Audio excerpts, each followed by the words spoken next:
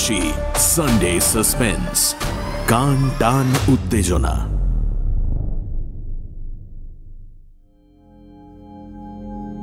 Sunday suspense ক্লাসিক্সে আজ শুনবেন পাঁচকড়ি দের সর্বনাশিনী। পাঁচকড়ি দে, তাঁর জন্ম 1873 সালে, মৃত্যু সম্ভবত 1945 সালে। বাংলার প্রথম মৌলিক ডিটেকটিভ গল্পকার তিনি।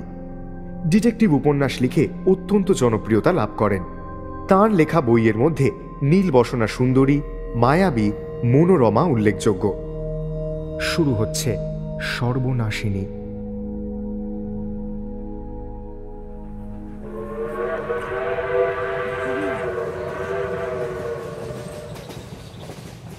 বরফ ঘেরা আকাশ ছোঁয়া হিমালয় দেখার ইচ্ছে আমার অনেক দিনে। তাই সুযোগ যখন হলো, আমার প্রাণের বন্ধু প্রবোধকে সঙ্গে নিয়ে একদিন দার্জিলিং রওনা দিলাম। দুজনেই ঠিক করেছিলাম রেলে নয়, শিলিগুড়ি থেকে হেঁটে দার্জিলিং যাব। হিমালয়ের অপরূপ সৌন্দর্য দেখার এটাই সেরা উপায়। সকালে শিলিগুড়ি পৌঁছলাম। স্টেশনে দুজন কুলির মাথায় আমাদের ট্রাঙ্কগুলো চাপিয়ে দিয়ে নিজেদের ব্যাগ হাতে নিয়ে বাজারের দিকে চললাম। পথেই বেশ কয়েকজন বাঙালির সঙ্গে দেখা হলো। সেদিন রাতে তাদেরই মধ্যে একজন শাল কাঠের ব্যবসায়ীর বাড়িতে থেকে গেলাম। সকলেই আমাদের হেঁটে দার্জিলিং যেতে বারণ করল। কেউ আবার গরুর গাড়িতে যাওয়ার কথা বললেন, কিন্তু প্রাণ থাকতে আমরা তাতে যাব না। যে পথে পাহাড়িয়ারা যাতায়াত করে সেই সরু দুর্গম পাহাড়ি পথ দিয়েই যাব ঠিক করলাম। পথ চিনি না, একজন পথপ্রদর্শক প্রয়োজন। সেই বাঙালি ভদ্রলোকেরাই একজন বিশ্বাসী এবং শক্তিশালী লোক ঠিক করে দিল। সে তার 3 জন বিশ্বাসী কুলি জোগাড় করল। পরের দিন বেশ ভোরে কুলির মাথায় জিনিসপত্র চাপিয়ে ভগবানের নাম করতে করতে আমাদের যাত্রা শুরু হলো। আমাদের আগে কোমরে 2 খুকরি, হাতে মস্ত মোটা লাঠি নিয়ে আমাদের ভুটিয়া পথপ্রদর্শক থাম্বি সেনা। তার পেছনে আমরা দুজনে, আমাদের পেছনে 2 জন কুলি। আমরা মহানন্দা নদীর পুল পার করে মাটিয়া খোলার হাট পেরিয়ে নকশাবাড়ির পথ ধরে চললাম। পথে এক মারওয়াড়ির দোকানে রান্না খাওয়া সেরে নিলাম। এই দুর্গম জঙ্গলেও মারওয়াড়িরা দোকান খুলে বসেছে, কি না পাওয়া যায় সেখানে। খেয়ে কিছুটা বিশ্রাম নিয়ে আবার পথ চলা শুরু। হিমালয়ে হঠাৎ হঠাৎ কুয়াশা এসে চারিদিক অন্ধকার করে দেয়। তখন আর কিচ্ছু দেখা যায় না। অতি কষ্টে অতি সাবধানে পথ চলতে হয়। আমাদের সঙ্গেও তাই হলো। একে দুর্গম সরু রাস্তা, পাশে গভীর খাদ। দুজনে একসঙ্গে হাঁটার উপায় নেই। অনেক সময় হামাগুড়ি দিয়ে উঠতে হচ্ছে। এদিকে সন্ধে হয়ে আসে, প্রচণ্ড শীত, তার উপর বৃষ্টি। একটা মাথা গোঁজার জায়গা পেলে আমরা আজকের মতো বিশ্রাম করি। ভীষণ ক্লান্ত হয়ে পড়েছিলাম। কুয়াশার ভেতর কোন দিকে যাচ্ছি কিছুই বুঝতে পারছিলাম না। হিমালয়ের সন্ধে আমাদের দেশের মতো করে হয় না। সন্ধে বলে কোনো ব্যাপার নেই এখানে। কোনো আভাস না দিয়ে হঠাৎ করে অন্ধকার নামে। চারিদিক ঘোর অন্ধকারে ডুবে গেল। চোখের নিমেষে কিছুই দেখা যায় না। থম্বি সেনা নানান রকম শব্দ করতে করতে চলল। আমরা তার গলার স্বরের পিছু করতে করতে হাতড়ে হাতড়ে চললাম। একটু পা পিছললেই ভয়াবহ মৃত্যু। এখন বুঝলাম আমাদের শিলিগুড়ির বাঙালি বন্ধুরা আমাদের ভালোর জন্যই গরুর গাড়ি নিতে বলেছিলেন, কিন্তু এখন তা ভেবে কি লাভ। হঠাৎ থম্বি সেনা দাঁড়িয়ে পড়ল। আমরাও দাঁড়ালাম। বুঝতে পারলাম অন্ধকারে সে নিজেই পথ হারিয়েছে। কোন দিকে যাবে ঠিক করতে পারছে না। সে নিজে এ কথা স্বীকার না করলেও তার গলার স্বরে আমরা বেশ বুঝতে পারছিলাম। বুঝলাম আজ রাতটা এই দুর্গম পাহাড়ের জঙ্গলেই কাটাতে হবে। তাতে যদিও কিছু যায় আসে না, বেঁচে থাকলেই বুঝবো ভগবানের অসীম দয়া। থাম্বি সেনা বলল, ও সাবজি, একটু নেমে গেলেই পথে শেষে একটা বস্তি পাবো। অগত্যা আমরা তার কথা শুনলাম,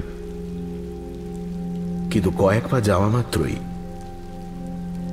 ঠিক কি হলো ভালো করে মনে নেই, শুধু বুঝলাম আমরা কোনোভাবে পা পিছলে পড়ে গড়াতে শুরু করেছি। কত দূর অব্দি এভাবে চললাম বলতে পারি না। প্রবোধ আমার দু হাত চেপে ধরেছিল।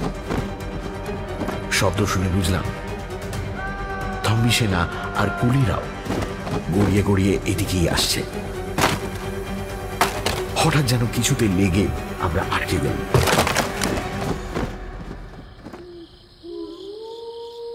ছুঁয়ে বুঝলাম কাঠের তৈরি কিছু একটা হবে। পকেটে দেশলাই বাতি ছিল, জ্বালালাম। সেই অন্ধকারে বাতি জ্বেলেও প্রায় কিছুই দেখা যায় না। আলোটা উঁচুতে তুলে দেখলাম কাঠের তৈরি একটা ঘর। আমরা সকলেই সেই ঘরের আশেপাশে পড়ে আছি।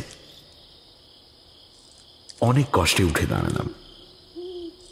যাই হোক, প্রাণটা যে বাজে খরচ হয়নি এটাই ভালো। সম্ভবত আশ্রয় পাব। এ বাড়িতে যেই থাকুক না কেন, এই অবস্থায় আমাদের নিশ্চয়ই আশ্রয় দেবে। আমরা বাড়ির দরজায় এলাম। দরজা বন্ধ। ধাক্কা দিলাম দরজায়, কেউ সাড়া দিল না। জোরে জোরে ধাক্কা দিয়েও যখন কেউ উত্তর দিল না, আমি তখন দরজা ঠেলে খুলে ফেললাম। কড় কড় শব্দ করে দরজা খুলে গেল। ভেতরে বাইরের থেকেও বেশি অন্ধকার। আমি আলো নিয়ে ভেতরে ঢুকলাম। প্রবোধ, থাম্বি সেনা আমার পেছনে পেছনে। কিন্তু তখনই একটা অদ্ভুত ব্যাপার ঘটল। থাম্বি সেনা বিকট চিৎকার করে উঠল, তারপর ছুটে বেরিয়ে গিয়ে অন্ধকারে হারিয়ে গেল। আমরা দুজনেই অবাক। তাকে চিৎকার করে ডাকলাম, কিন্তু অন্ধকার থেকে কেবল একটাই ভয় মাখানো শব্দ আমাদের কানে এলো, শয়তান কা औरत, শয়তান কা औरत, শয়তান কা औरत। প্রবোধ বলল, বোধহয় এখানকার লোকেদের বিশ্বাস এই বাড়িতে ভূত আছে। পাহাড়িরা কিন্তু আবার ভূতে খুব বিশ্বাসী হয়। যাই হোক, খাদে পড়ে যে আজ প্রাণটা যায়নি, এই জন্য ভগবানকে ধন্যবাদ। শীতে বুক গুড়গুড় করছে। এই আশ্রয়ও ভগবান পাইয়ে দিয়েছেন। এখন কাঠকুটো জোগাড় করে আগুন জ্বালা যাক। শুকনো ডালপালা নিয়ে আগুনে হাত সেঁকে কিছুটা প্রকৃতিস্থ হলাম। আমাদের ব্যাগে খাবারের জিনিস কিছু ছিল। প্রবোধ সেগুলো বের করে গোগ্রাসে খেতে শুরু করলো। আমি বললাম, আগে ঘরটা একটু ভালো করে দেখা যাক। প্রবোধ বলল, আগে প্রাণে বাঁচলে তারপর সবকিছু। এই পাহাড়ি শীতে পাহাড়ি রাস্তায় হেঁটে খিদে 1000 গুণ বেড়ে গেছে। আমরা দুজনেই সেই আগুনের পাশে বসে খাওয়া দাওয়া সারলাম। খাওয়া শেষ করে ঘর দেখার পালা। হাতে বাতি নিয়ে দুজনে চললাম ঘর দেখতে। ঘর একটা নয়, পাশাপাশি দুটো ঘর। ঘরের মধ্যে নানান রকম বাসন পড়ে আছে। দেখলে মনে হয় শেষ যারা এই বাড়িতে ছিল তারা যে কারণেই হোক হঠাৎ এখান থেকে চলে গেছে। তাদের অনেক জিনিসপত্রই এদিক সেদিক পড়ে আছে। নিয়ে যাওয়ার সময় হয়নি, তাড়াতাড়ি চলে গেছে। একটা বাক্স ঘরের কোণে পড়ে আছে। দেখলাম ডালা খোলা। তুলে দেখি তার ভেতরে অনেকগুলো নানান তারিখের বাংলা চিঠি রয়েছে। এই দুর্গম জায়গায় নির্জন বাড়িতে তাহলে আগে কোনো বাঙালি থাকতো? কে সে? এত জায়গা থাকতে এখানে এসেছিল কেন? ভীষণ কৌতূহল হচ্ছিল আমাদের। আমরা বাতিটা বাক্সের ওপর রেখে চিঠিগুলো একে একে পড়তে লাগলাম। যখন শেষের চিঠিটা পড়া শেষ হলো, তখন নিচ থেকে সেই অন্ধকার ভেদ করে মর্মান্তিক আর্তনাদ শোনা যেতে লাগলো। সমস্ত রাত সেই ভয়ঙ্কর শব্দ আমাদের কানে আসতে লাগলো। এটা আমাদের বিকৃত মস্তিষ্কের কল্পনা, না কোনো মানুষের আর্তনাদ, তা ভগবানই জানেন।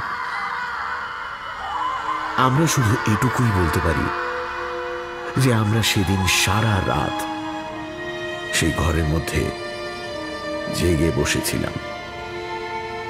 ভয়ে চোখ বন্ধ করার সাহস পাইনি।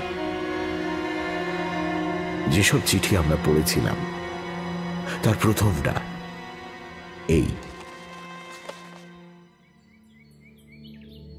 প্রিয় সুরেশ, কলকাতার সেই শোরগোল অশান্তির মধ্যে থেকে পালিয়ে এসে এই নির্জন পাহাড়ে এসে আমি যে কি শান্তি পেয়েছি তা বলে বোঝাতে পারছি না। আর লোকালয়ে থাকবো না। লোকালয়ে থাকলে আরাম বিশ্রাম কিছুই পাবো না। তাই এই দুর্গম জায়গায় এসে আশ্রয় নিয়েছি। আমার এই বাড়ি পর্বতের ঠিক মাঝখানে। পিছনে থরে থরে পাহাড় আকাশ ভেদ করে উঠে গেছে। সামনেই একটা বড় খাদ, তার অনেক নিচে একটা নদী সাদা সুতোর মতো দেখতে পাওয়া যায়। এই বাড়িতে দুটো মাত্র ঘর, কিছু শালকাঠ জুড়ে দেওয়াল তৈরি হয়েছে। ঘরে চালই শালকাঠের। এখানে শালকাঠের অভাব নেই। অনেক চেষ্টা করেও চাকর বাকর পাইনি। প্রায় 2 ক্রোশ দূরে একটা ভুটিয়া বস্তি আছে। সেখানে সপ্তাহে একদিন হাট হয়। হাটের দিন সকালে বেরিয়ে দরকারের সব জিনিস নিয়ে সন্ধেয় ফিরি। সময় কাটানোর জন্যে একখানা খুব বড় উপন্যাস লিখছি। বোধহয় তাতেই আমি বিখ্যাত হয়ে যাব। আমি একজন লোক পেয়েছি, কিন্তু রাতে এসে কিছুতেই এ বাড়িতে থাকতে চায় না। দিনেই সব কাজ করে সে চলে যায়। তাই আমার স্ত্রীকে আর আগের মতো খাটতে হচ্ছে না। আসলে এই দুর্গম জায়গায় থাকতে সে রাজি হচ্ছিল না, কিন্তু সে এখানে না থাকলে আমার রোগ আর সারবে না এই কথা বলতে সে রাজি হয়েছে। রাতে সে পাশের ঘরে ঘুমোতে যায়। আমি সামনের দিকের ঘরে বসে অনেক রাত পর্যন্ত উপন্যাস লিখি। তোমার মনমথ। প্রথম চিঠি শেষ করে দ্বিতীয় চিঠি খুললাম।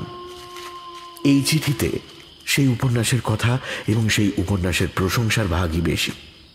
এবার তৃতীয় চিঠির পালা। প্রিয় সুরেশ, তোমাকে 2টো চিঠি লিখেছি। এইটা নিয়ে 3টে হবে, কিন্তু কোনোটাই পোস্ট করতে পারিনি। পোস্ট অফিস প্রায় 10 ক্রোশ দূরে। কোনো লোকও পাইনি যে পোস্ট করে দিতে পারে, কারণ এই বাড়ির আশেপাশে কেউ আসতে চায় না। বেশি পয়সা দিলেও না। আগে এর কারণ জানতে পারিনি। একদিন এক বৃদ্ধকে জিজ্ঞাসা করাতে সেই আমাকে এই রহস্যের বর্ণনা দিল। ব্যাপারটা এরকম, সোহ বলে একজন ভুটিয়া কবি এই বাড়িটা তৈরি করেন। নির্জনে বসবাস করার ইচ্ছে ছিল বলেই এমন এক দুর্গম জায়গায় এই বাড়িটা তিনি বানান। এখানে তিনি নিজের সুন্দরী যুবতী স্ত্রীকে নিয়ে থাকতেন। সুখেই তাদের দিন কাটছিল, কিন্তু এমনই কপাল, কয়েকদিনের মধ্যেই সেখানকার এক ভুটিয়া যুবতী সেই কবির প্রেমে পড়ল। যখন গভীর রাতে পাশের ঘরে সোহর স্ত্রী ঘুমোতে যেত, তখন সেই যুবতী এসে তার পাশে বসত, নিচু গলায় গল্প করত। প্রেমের গল্প। একদিন রাতে সোহর স্ত্রী সবটাই জানতে পারল, কিন্তু কোনো কথা বলল না। সেই সুন্দরী যুবতীকে এই বাড়িতে আসতে হলে একটা কাঠের সাঁকো পার হয়ে আসতে হতো। এই সাঁকোর প্রায় 500 হাত নিচে এক ঝর্ণা, ভীষণ স্রোত সেই ঝর্ণা। ভুটিয়ারা একে পাগলা ঝোড়া নাম দিয়েছিল। রোজ রাতে সেই যুবতী এই সাঁকো দিয়েই যাতায়াত করত। একদিন সোহ বাড়িতে না থাকায় তার স্ত্রী সেই সাঁকোর একদিকটা কেটে রেখে এলো। সামান্য কাঠের অংশ এমনভাবে সাঁকোর সঙ্গে লেগে রইল যাতে কোনো মানুষের ভার পড়লেই সেটা ভেঙে পড়ে। তাই হলো, সে রাতে সোহ তার প্রেমিকার জন্য অপেক্ষা করছে। এমন সময় হঠাৎ তার কানে এক মর্মভেদী চিৎকার এলো। তারপরে বিশাল কাঠ ও পাথর পড়ার শব্দ এলো। তার প্রেমিকা 500 হাত নিচে পাগলা ঘোড়ায় বিসর্জন হয়ে গেল। কে এই কাজ করেছে তা সোহ ভালোই বুঝল। এরপর সোহ তার স্ত্রীকে গলা টিপে মারার চেষ্টা করে, কিন্তু ভুটিয়া মেয়েদের শরীরে অনেক শক্তি। তার স্ত্রীও তাকে টানতে টানতে খাদের কাছে নিয়ে আসে। তখনও সোহ তার গলা থেকে হাত সরিয়ে নেয়নি। তার স্ত্রীর চোখ কপালে উঠল, জিভ বেরিয়ে পড়ল, তবুও সে তার স্বামীকে ছাড়ল না। দুজনেই সেই খাদে পড়ে মরল।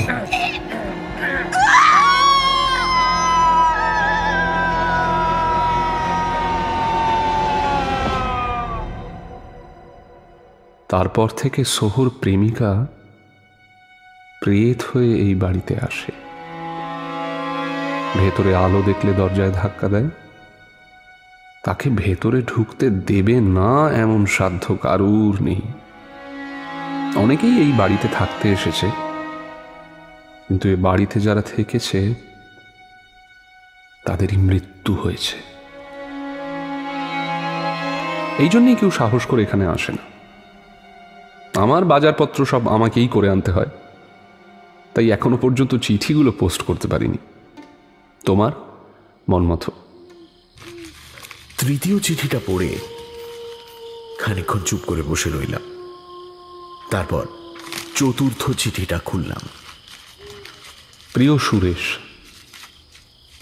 দেশে থাকলে এ কথা হয়তো আমি হেসেই উড়িয়ে দিতাম, কিন্তু এমন নির্জন জায়গায় ভূতের কথা সহজে ভোলা যায় না। আমার উপন্যাস লেখা এক প্রকার বন্ধ হয়ে গেছে। তুমি শুনলে নিশ্চয়ই আসবে, কিন্তু তোমার কাছে লুকোবো না। সেদিন থেকে রাতে আমি কান পেতে শুনতাম দরজায় কেউ ঘা মারছে কিনা। সত্যিই আমার মাথা খারাপ হয়ে যাচ্ছে। অবশ্য এমন শুনশান জায়গায় সবই সম্ভব। কাল যা ঘটেছে তাতে আমার বুদ্ধি লোপ পেতে বসেছে। সন্ধ্যের সময় আমি আমার বাড়ির বাইরে বেড়াচ্ছিলাম। বেড়াতে বেড়াতে সেই ভাঙা সাঁকোর কাছে এসে দাঁড়ালাম। উঁকি মেরে পাগলা ঝোড়াটা দেখছিলাম। হঠাৎ মাথা তুলে দেখি অল্প দূরে সুন্দর বনফুলের মালা দিয়ে সেজে একটি পাহাড়ি যুবতী দাঁড়িয়ে আছে। তখন চারিদিক অন্ধকার হয়ে আসছে। এখানে আসা পর্যন্ত এ বাড়ির এত কাছে কোনো জনপ্রাণী দেখিনি। এখান থেকে লোকালয় অনেক দূরে। রাতে এই দুর্গম পথ দিয়ে কারোর যাওয়া আসা সম্ভব নয়। তবে এ কে? এখনো এখানে কেন? আমি গলার শব্দ করে হাত নেড়ে তাকে ডাকতে চেষ্টা করলাম, কিন্তু সে নড়ল না। কিছুক্ষণ পর সে ধীরে ধীরে অন্ধকারে মিশে গেল। আমি ঘরে ফিরলাম। আমার শিরায় শিরায় বরফের স্রোত ছুটতে লাগলো। কেন আমার এমন হলো বুঝতে পারলাম না। তবে কি সে মানুষ নয়? সে কি সোহর প্রেমিকা? তোমার মন মতো। পঞ্চম চিঠি। প্রিয় সুরেশ, যা ভেবেছিলাম ঠিক তাই ঘটেছে। সে এসেছে। কাল রাতে আমরা একে অপরের চোখের দিকে তাকিয়ে বসেছিলাম অনেকক্ষণ। তুমি নিশ্চয়ই ভাবছো আমি পাগল হয়ে গেছি, আমার রোগ সারেনি, জ্বরের জন্য আমি ভূত দেখছি। তুমি কেন, আমি নিজেও বুঝতে পারছি না যে কে এসে। রক্ত মাংসের নারী মূর্তি নাকি নাকি শুধুই আমার কল্পনা? যাই হোক, আমার কাছে এটা কল্পনা নয়, বায়ু নয়, আকাশ নয়, মিথ্যে নয়, সত্যি, ভীষণ রকম সত্যি। আমি অনেক রাত অবধি সামনের দিকের ঘরে বসেছিলাম সেই উপন্যাসটা নিয়ে। পাশের ঘরে আমার স্ত্রী ঘুমোচ্ছে। ঠিক সেই সময় আমি সাঁকোর ওপর তার পায়ের শব্দ শুনলাম। 3 বার দরজায় ঘা পড়ল। আমার কঙ্কাল ভেদ করে যেন বরফের ধারা ছুটতে লাগলো। মাথায় একটা অদ্ভুত যন্ত্রণা। আমি আমার বুক চেপে ধরে বসে আছি, কান খাড়া করে বসে শুনছি। আবার দরজায় ঘা পড়ল, 3 বার মাত্র। আমি উঠে আস্তে আস্তে পাশের ঘরের দরজাটা বন্ধ করে দিলাম আর অপেক্ষা করতে লাগলাম। আবার দরজায় ঘা, 1, 2, 3 বার। যখন আমি গিয়ে বাইরের দরজা খুলে দিলাম, ঠিক সঙ্গে সঙ্গে অত্যন্ত ঠান্ডা বাতাস ভীষণ বেগে ঘরের ভেতর ঢুকে আমার কাগজপত্র সব উলট পালট করে ছড়িয়ে দিল। এক নারী মূর্তি ঘরে ঢুকলো। আমি নিঃশব্দে দরজা বন্ধ করে দিলাম। সে তার মাথার শাল সরিয়ে কাঁধে ফেলল, গলা থেকে একটা রঙিন রুমাল খুলে পাশে রাখল, তারপর আমার ঠিক সামনে এসে বসল। আমি দেখলাম তার খালি শিশির ভেজা পা দুটো, মন্ত্রমুগ্ধের মতো চোখ স্থির করে তার সামনে বসলাম আর তার মুখের দিকে তাকিয়ে থাকলাম। সে আমার দিকে তাকিয়ে অল্প হাসল। কি মিষ্টি সে হাসি, অথচ বিস্ময়কর। যেন সেই হাসিতে চালাকি, শয়তানি সব একেবারে মিলে মিশে গেছে। সেই হাসি দেখে আমার ভালো মন্দ জ্ঞান হারিয়ে গেল। আমি তাকে আমার সব কিছু দিয়ে দিতে প্রস্তুত হয়ে গেলাম। সে কথাও বলল না, নড়লও না। সেই চোখের দৃষ্টিতেই যেন আমার সঙ্গে তার প্রাণের কথা চলল।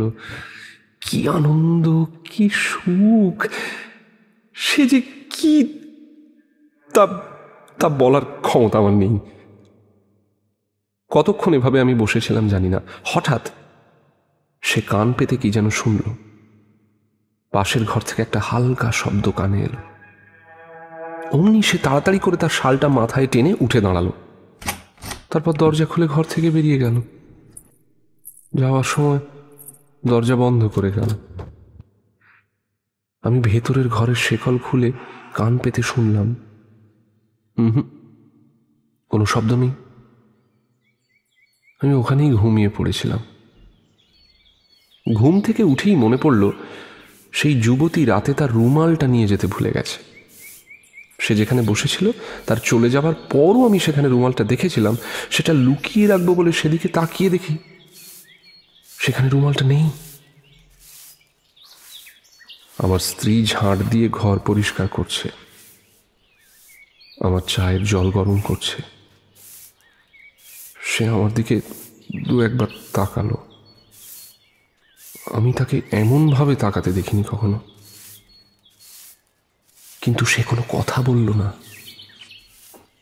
রুমালের কথাও না।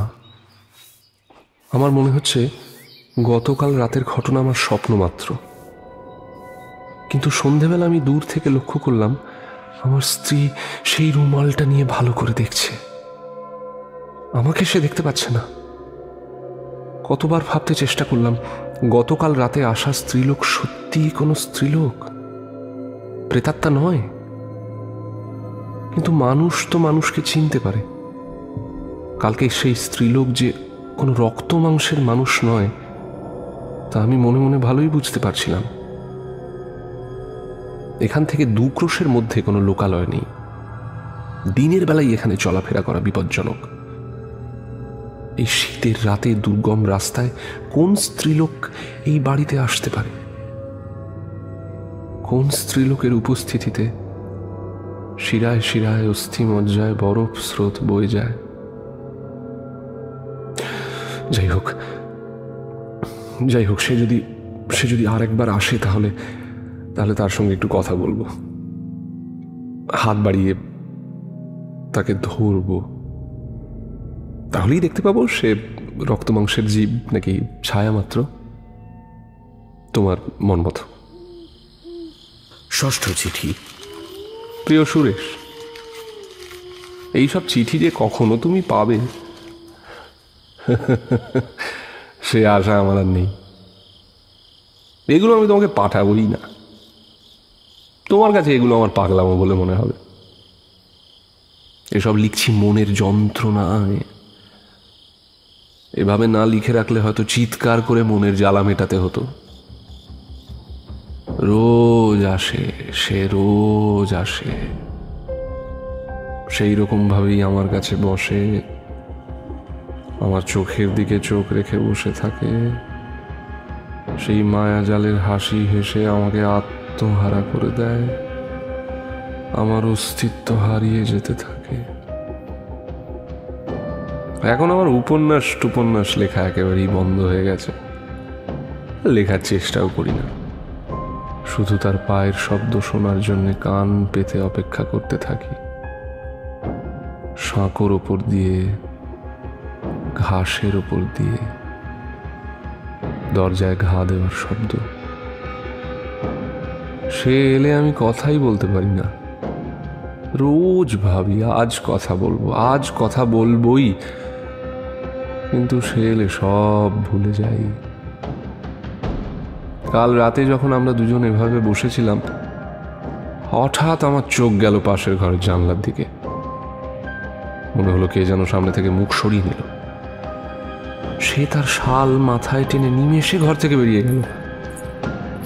আমি আলো নিয়ে পাশের ঘরে গিয়ে দেখি যে আমার স্ত্রী ঘুমিয়ে আছে, তোমার মন মতো। এবার সপ্তম চিঠি। প্রিয় সুরেশ, রাতের জন্য আমার আর ভয় নেই, দিনের জন্যই ভয়।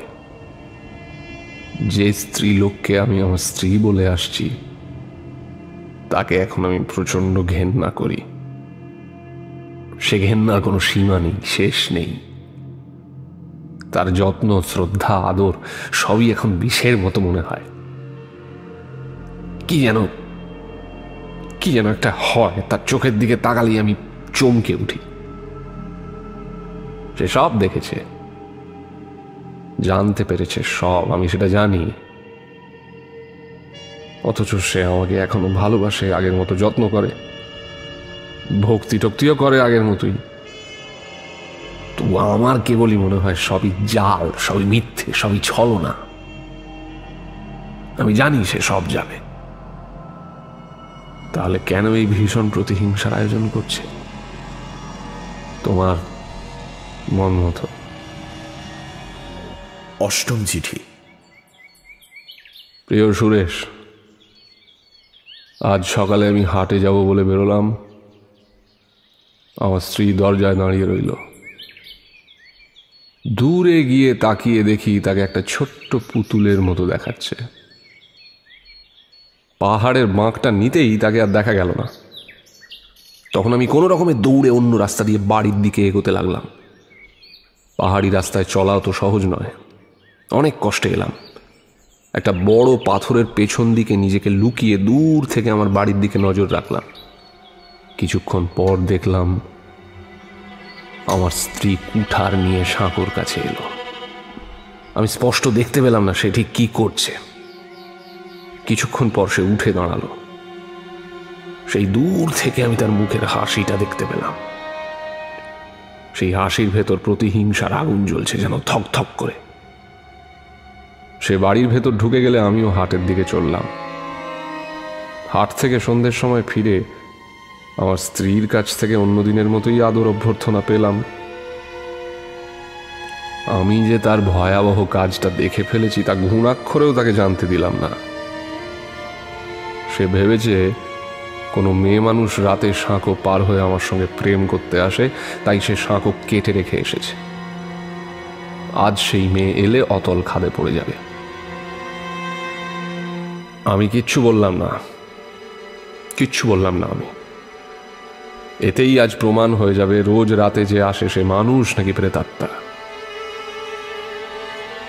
কিন্তু যদি রক্ত মাংসের মানুষ হয়, ভেবেই আমি চমকে উঠলাম। কিন্তু সে যদি প্রেতাত্মাই হবে তাহলে তার পায়ের শব্দ আমি শুনতে পাই কেন?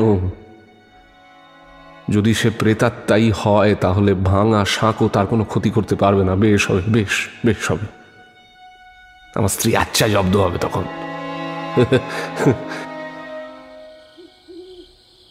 রাত হয়েছে। অন্য দিনের মতোই আমার স্ত্রী পাশের ঘরে ঘুমোচ্ছে। আমি এক মনে কান খাড়া করে বসে অপেক্ষা করছি। যদি সে প্রেতাত্মা হয় তবে আগের মতোই আমার কাছে আসবে, আর যদি কোনো স্ত্রীলোক হয় তবে নিশ্চয়ই সাঁকো থেকে পড়বার সময় তার চিৎকার আমি শুনতে পাব। হঠাৎ একই প্রেতাত্মার বিদ্রুপ আমি শুনেছি। সেই হৃদয় ভেদী আকাশ ভেদী চিৎকার আমি শুনেছি। আকাশ পাতাল কাঁপিয়ে অন্ধকার ভেদ করে ভয়ানক চিৎকার উঠে এলো সাঁকোর কাছ থেকে। পর্বতের চূড়ায় চূড়ায় লেগে সেই শব্দের হাজার প্রতিশব্দ তৈরি হচ্ছে। সেই চিৎকার আমার কান দিয়ে প্রবেশ করে শিরায় শিরায় রক্তের মধ্যে মিশে যাচ্ছে। আমি ছুটে সাঁকোর কাছে এলাম। শুয়ে পড়ে হাত বাড়িয়ে দেখলাম সাঁকোটা আর নেই। নিচে গভীর খাদ, ভীষণ অন্ধকার, কিচ্ছু দেখার উপায় নেই। প্রবল বেগে বাতাস বইছে। আমি চিৎকার করে ডাকলাম। সেই প্রবল বাতাসে আমার চিৎকারের প্রতিধ্বনি পিশাচের হাসির মতো ফিরে এলো। আমি বুঝেছি এতদিন ধরে যে পাগলামো আমাকে একটু একটু করে অত্যন্ত কঠিনভাবে আঁকড়ে ধরেছে, সেখান থেকে ফিরে আসার আর কোনো উপায় নেই। বৃথা চেষ্টা, বৃথা। আমি কতবার মনে মনে বলেছি এসব আমার অসুস্থ শরীরের, অসুস্থ মনের বিকৃতি। এই চিৎকার আমার কল্পনা মাত্র। কিন্তু না, ওই চিৎকার, ওই মর্মভেদী চিৎকার, সেটা মিথ্যে নয়। মিথ্যে নয়, সত্যি। সারাক্ষণ আমার মাথায় কে যেন ভারী লোহার হাতুড়ি দিয়ে ভীষণ রকম আঘাত করছে। আমি বুঝেছি যে সে আর আমার কাছে আসবে না আর আমার কাছে। সে এই শেষ, তোমার মন মতো। রুদ্ধশ্বাসে শেষ চিঠিটা খুললাম। এই চিঠি অসম্পূর্ণ, এই শেষ চিঠি। প্রিয় সুরেশ, আমি একটা বড় খামে সবকটা চিঠি রেখে তোমার ঠিকানা লিখে যাব। যদি কখনো কেউ এখানে আসে তাহলে সে হয়তো এগুলো তোমাকে পাঠিয়ে দিতে পারে। আমার লেখাপড়া বন্ধ হয়ে গেছে। আমরা মানে আমি আর আমার স্ত্রী, মানে তোমাকে বোঝানোর জন্য যাকে এখনো আমার স্ত্রী বলতে হচ্ছে, আমরা দুজনে মুখোমুখি বসে থাকি এখন। কেউ কোনো কথা বলি না। এক অতি আশ্চর্য পরিবর্তন। যখন কথা বলি তখন এমনভাবে কথা বলি যেন আমাদের এই প্রথম দেখা হয়েছে। যে দু একটা কথা বলি সেগুলো আমাদের দুজনের মনের ভাব গোপন করার জন্যে। না, আমাদের দুজনের কেউই আর আগের মতো নেই। আমি সব সময় তার মুখে বিদ্রুপের হাসি দেখতে পাই। সেটা সে গোপন করার চেষ্টা করে, কিন্তু আমি দেখতে পাই। বৃথা চেষ্টা তার। রোজ রাতে একা বসে থাকতে থাকতে মনে হয় এই বুঝি দরজায় ঘা পড়ছে। আমি তাড়াতাড়ি করে গিয়ে দরজাটা খুলে দিই, কিন্তু কই, কেউ নেই, কেবল অন্ধকার। সেই অন্ধকারের ভেতর থেকে কিছুটা ঠান্ডা হাওয়া ঘরে এসে ঢোকে, ব্যাস, আর কিচ্ছু না। এই দুর্গম জায়গায় থেকে থেকে আমি দানব হয়ে গেছি। ভালোবাসা ও ঘৃণা দুই ভয়াবহভাবে আমার হৃদয়কে উথাল পাতাল করে আমার শিরায় শিরায় বিদ্যুৎ ছুটিয়ে দেয়, আমার মাথার মধ্যে চিতার আগুন জ্বালিয়ে দেয়। আমার লেখাপড়া, শিক্ষা, সদ্গুণ সব এই পাহাড়ের বাতাসে যেন আমার বুক থেকে উড়ে গেছে। আমি একটা হিংস্র পশু হয়ে গেছি। কবে আমি এই স্ত্রী লোকের, যে একসময় আমার স্ত্রী ছিল, তার নরম সুন্দর গলাটা আমার সরু সরু আঙুল দিয়ে টিপব? কবে তার চোখ বন্ধ হয়ে আসবে, আমি আরো জোরে জোরে তার গলা টিপতে থাকবো, আরো জোরে, আরো জোরে, আরো জোরে। তার ঠোঁট খুলে যাবে, তার জিভটা বেরিয়ে আসবে। দেরি নেই, দেরি নেই, আর দেরি নেই। তারপর তার গলা ধরে ঠেলতে ঠেলতে উঁচু নিচু পাথরের ওপর দিয়ে নিয়ে যাব খাদের কাছে। সে বড় বিদ্রুপের হাসি হেসেছিল বটে, এবার আমার হাসির পালা।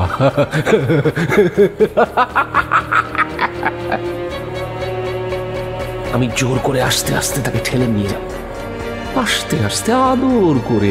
যখন তার শরীরটা খাদের দিকে হেলে পড়বে, তখন নিচু হয়ে তার ঠোঁটে আমি ঠোঁট রাখবো, আদর করব।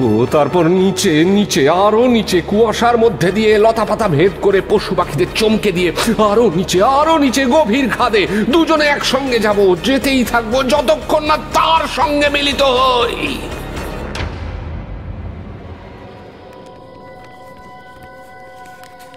এই ভয়াবহ চিঠিগুলো পড়ে আমি প্রবোধের দিকে তাকালাম, সে আমার মুখের দিকে তাকালো। আমাদের দুজনের মুখই সাদা হয়ে গেছে, রক্ত শুকিয়ে গেছে যেন। আমরা কেউ কারোর সঙ্গে কোনো কথা বলতে সাহস পেলাম না। দুজনের নিঃশ্বাস প্রশ্বাসের শব্দ দুজনেই শুনতে পাচ্ছিলাম। সংসারে এমন ভয়াবহ ব্যাপার যে ঘটতে পারে, সেটা আমাদের বিশ্বাস হতো না এখানে না এলে। আমাদের পথপ্রদর্শক থম্বি সেনা শয়তান কা औरत বলে এখান থেকে কেন পালিয়েছে এখন বুঝলাম। এতদিন ভূত প্রেতের কথা বিশ্বাস হয়নি। ভূত প্রেত হোক বা না হোক, চিঠির লেখক মনমথ এই নির্জন স্থান থেকে ভূতের কথা ভেবে ভেবে পাগল হয়ে গেছিল। সেই পাগলামি থেকেই সে তার স্ত্রীকে নিষ্ঠুরভাবে হত্যা করেছে, নিজেও মরেছে। এই চিঠিগুলো তারই প্রমাণ। ভোর হতে না হতে আমরা সেখান থেকে পালালাম। আর সেখানে এক মিনিটও থাকা যায় না। বস্তিতে এসে আমাদের কুলিদের আর থম্বি সেনাকে পেলাম। আমরা যে এই বাড়িতে রাত কাটিয়ে এখনো বেঁচে আছি, সেটা দেখে তারা আমাদের মুখের দিকে হাঁ করে তাকিয়ে রইল। আমরা দার্জিলিংয়ে পৌঁছে চিঠিগুলো কমিশনার সাহেবকে দিলাম। শুনেছি তার আদেশে এই ভুতুড়ে বাড়িটা একদিন আগুনে পুড়িয়ে দেওয়া হয়েছে।